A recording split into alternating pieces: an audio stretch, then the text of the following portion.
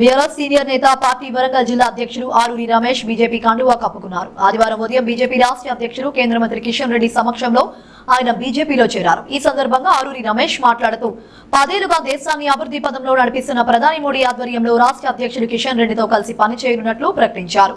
వరంగల్ జిల్లాలో బీజేపీ కార్యకర్తలతో కలిసిపోయి పార్టీ కోసం పనిచేస్తానని వెల్లడించారు.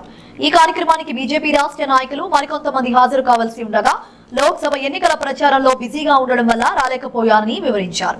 బండి సంజయ్, అరవింద్, ఈటెల రాజేందర్ తదితర నేతలను తాను ప్రత్యేకంగా వెళ్లి కలుస్తానని చెప్పారు. తన అనుచరులతో కలిసి జై భారత్, జై మోదీ అంటూ ఈ సందర్భంగా ఆరూరి రమేష్ నినాదాలు చేశారు. ఈరోజు దేశంలో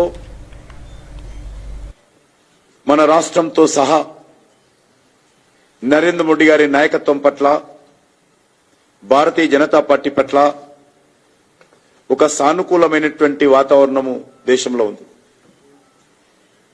స్వాతంత్రం వచ్చిన తర్వాత ఈ రకమైనటువంటి సానుకూలమైనటువంటి పరిస్థితి గతంలో దేశంలో ఎప్పుడు కూడా ఏ పార్టీకి కూడా లేదు.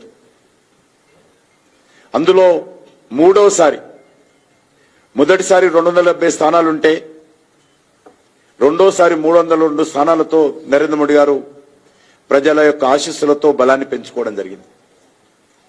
ఈసారి మూడోసారి